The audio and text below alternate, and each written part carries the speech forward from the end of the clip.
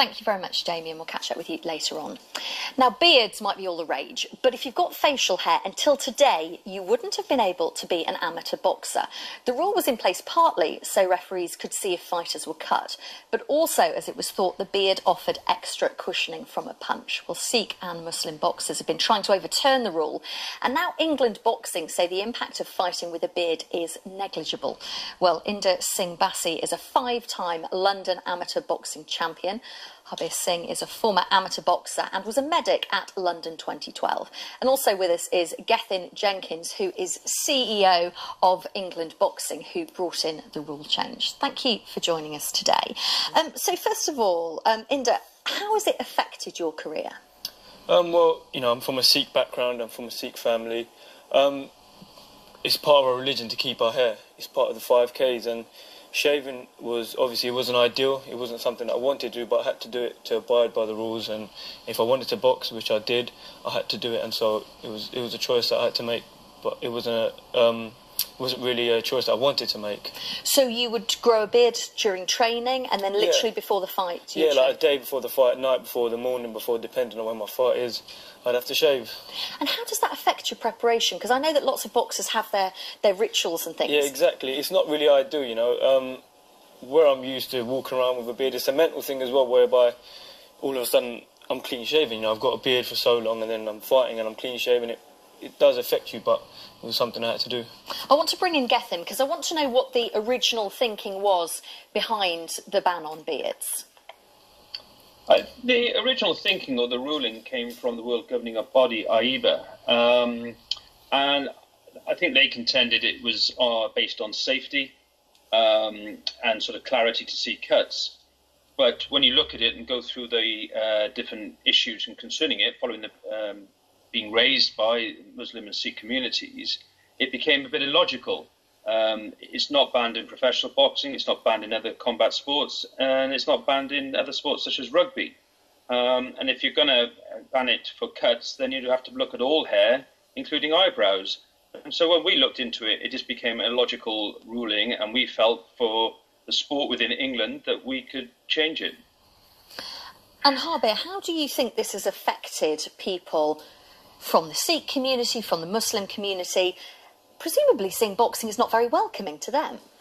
I think historically it's been a factor. So when I was boxing, when I was 16, I didn't have a beard at the time, but I know if I had to compete and was told I needed to shave, it would potentially put me off the sport, and it would be at odds with my religious views, so it would kind of put me in a very difficult, challenging position. And if I'm very passionate about boxing, I'm passionate about my heritage and my religion, it's quite a difficult position to be in. And I can imagine, like a lot of people in our community, because we are a kind of a martial arts faith, that being a big factor in their decision whether they pursue boxing or not. Did you ever have to have difficult conversations with family and friends? No, my family was always quite supportive, you know, because they knew I was passionate about boxing, and so it was something I had to do, and they were supportive of it. But Harbir, do you think it has put people off, young Sikh and Muslim men going into boxing? Yeah, absolutely, absolutely. And speaking from a personal perspective, I know it's not something I would consider. So it depends, obviously, on your family and the support that you have. But I can imagine if you have a religious parents, religious family, or they're going to be very reluctant for you to go down the boxing road, if regardless of how passionate you are about it. So, Gethin, why has it been changed now? Why has it taken so long? Because you said yourself it was okay in professional boxing, okay in mixed martial arts. I think it's taken queries from the membership that we've come on board and looked at it. We regard it as an inadvertent barrier to entry. Part of our strategy is to be more inclusive.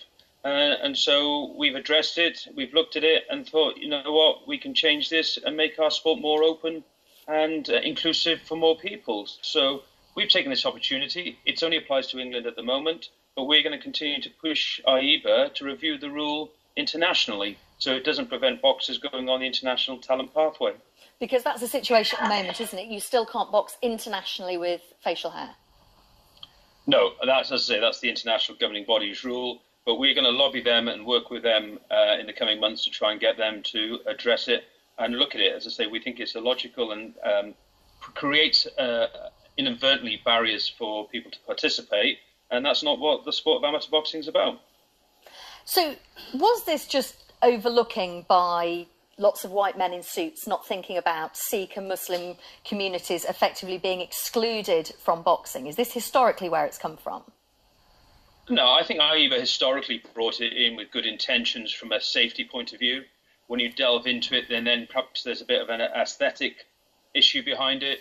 But when we've sort of reviewed it and looked at it internally within England boxing, we felt the reasons put forward weren't sufficient enough to have the rule in place, given the consequences it has to some of our members. Inder, when's your next fight? Next month, in the 20th of June, Haringey Box Cup, Alexandra Palace. Are you kind of excited that I mean, that sounds silly, excited that you can box with a beard? Yeah, you know, it is a big change, you know, where I'm so used to shaving, and, you know, that's every fighter's, whether you're from a Sikh background or Muslim, every fighter's worst part about boxing is having to shave. But it must be said that England boxing were quite supportive in changing the rule, and, you know, now a lot of fighters, they are excited to box with a beard, as silly as it does sound. Well, it's not silly, but you know exactly what exactly. I mean. Well, listen, best of luck next month, and thank you very so much for coming in. I'm very grateful. Thank you.